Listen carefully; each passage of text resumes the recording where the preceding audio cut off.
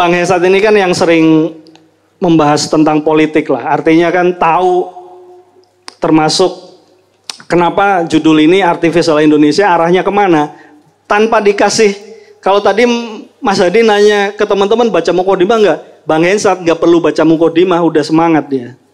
Sudah tahu apa yang akan dibahas malam ini oleh Bang Hensat. Jadi langsung saja, silakan Bang Hensat. Terima kasih Ustadz Fahmi. Bismillahirrahmanirrahim. Assalamualaikum warahmatullahi wabarakatuh. Selamat malam Pak Prabowo. Saya di sini lagi Pak Prabowo. Nih topiknya itu kan. Ini memang suka mancing-mancing ya. Artificial Indonesia. Jadi artificial itu kan palsu ya. Nah, artificial itu ada, atau beginilah, artificial menurut Hensatnya adalah usaha-usaha untuk menutupi kenyataan. Contoh, ya nggak bisa sila aja, nggak usah pakai artificial pura-pura bisa, tapi nggak apa-apa demi kelancaran KC boleh. Nah, Artificial Indonesia itu kan baru terbuka setelah hampir 10 tahun ya. Baru tuh ketahuan aslinya. Semi. Jangan kepikiran Bapak itu terus. Sekali-sekali Kenduri Cinta ini, kita jangan mikirin Bapak yang sama. Ini kalau masih ketawa berarti mesti pikir sama nih. Tadi aja dipancing fufu fafa nyambung. Kalau dalam ilmu komunikasi teman-teman, artificial ini adalah medium atau teknologinya untuk pencitraan, ya. Jadi semuanya itu dipoles nampaknya baik. Nah dalam ilmu komunikasi si citra ini adalah usaha-usaha untuk menampilkan sesuatu yang baik di kepala orang lain.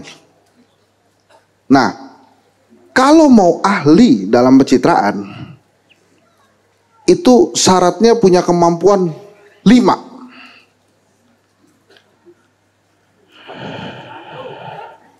Ya. Yang pertama. Sabar. Yang pertama, ini kata Frank Jeffkins ya.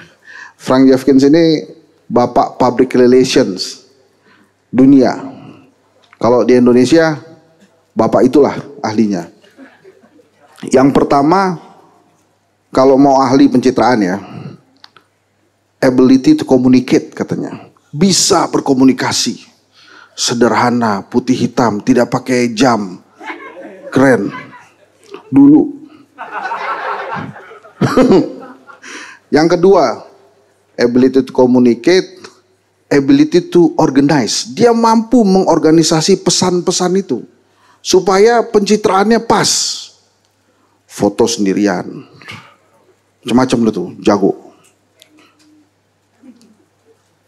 Yang ketiga, ability to get in touch with people. Yeah. Jadi kalau bahasa Indonesia itu bisa ngobrol gitu. Oke. Jadi pencitraan itu yang pertama bisa komunikasi, yang kedua bisa organize pesan-pesan itu, yang ketiga nggak canggung kalau ketemu orang. Yang keempat, sebenarnya ya teorinya nih personal integrity gitu. Jadi punya integritas nih orang ini.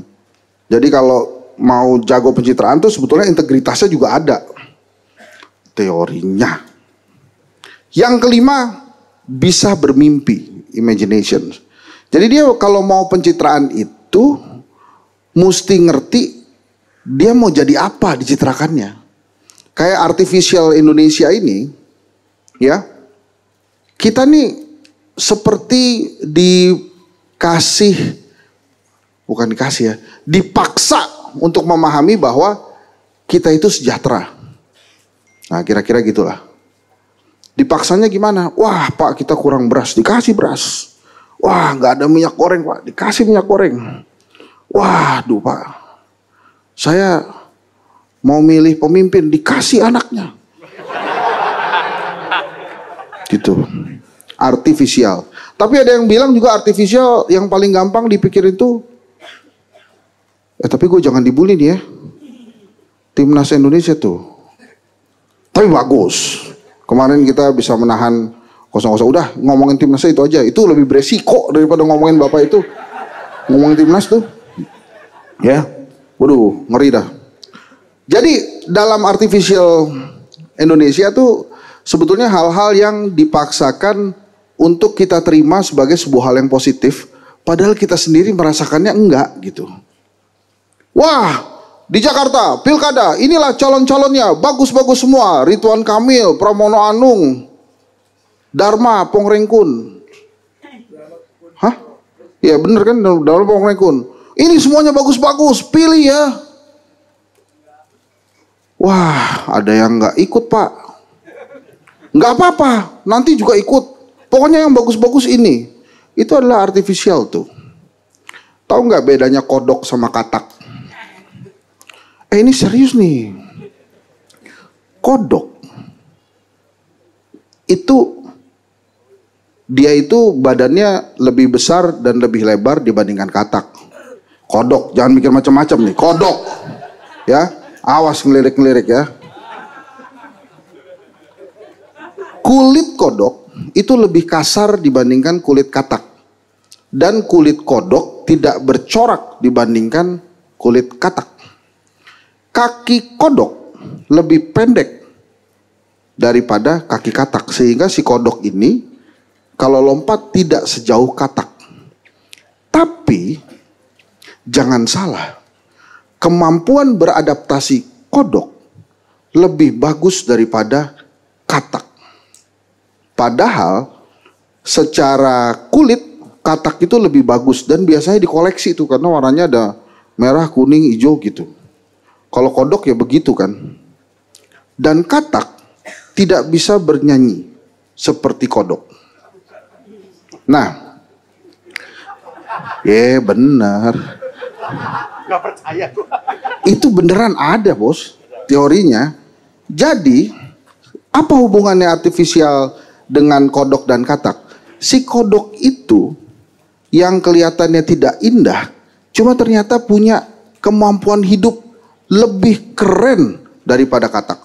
Lebih punya kemampuan adaptasi lebih bagus dibandingkan katak. Tapi anaknya namanya sama-sama kecebong.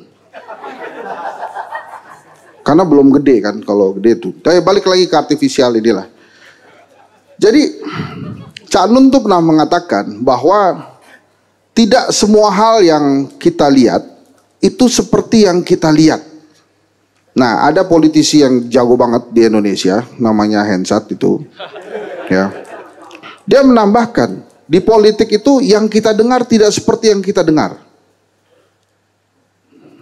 Jadi apa yang disampaikan Cak Nun tentang artifisial itu sebenarnya disampaikan jauh-jauh hari. Jadi teman-teman hati-hati dalam melihat, hati-hati dalam mendengar. Dan itu kan sudah terbukti. Ya. Butuh waktu hampir 10 tahun untuk menyadari bahwa ada yang palsu di balik itu. Tapi kan nasib kita ya udah. Kita terima aja. Dan kita tetap datang ke KC ini.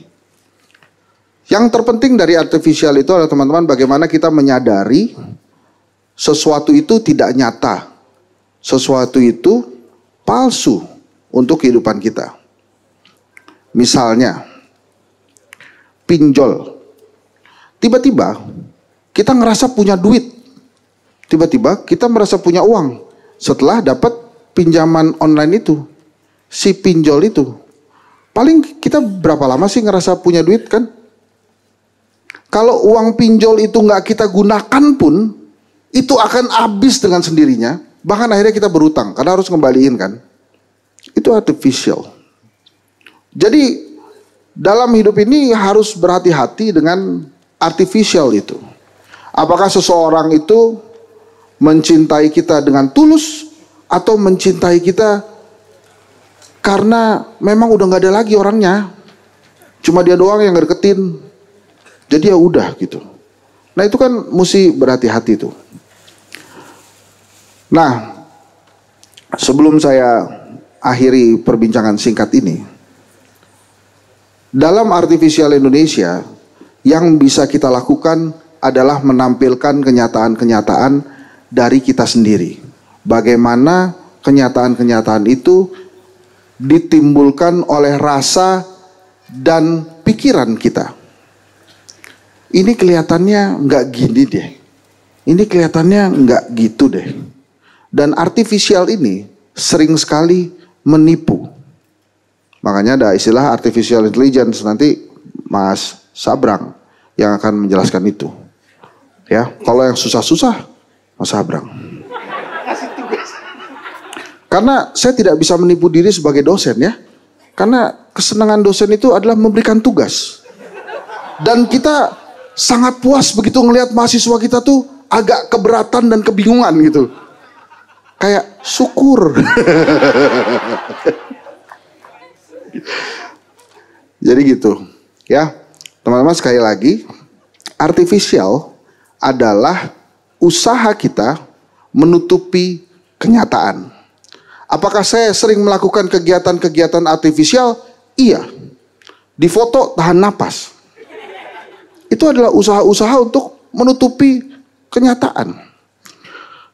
Skincare itu juga usaha-usaha untuk menutupi kenyataan. Tapi apakah boleh menutupi kenyataan? Boleh aja, selama itu baik-baik aja dan nggak nipu orang. Kira-kira gitu teman-teman. Assalamualaikum warahmatullahi wabarakatuh.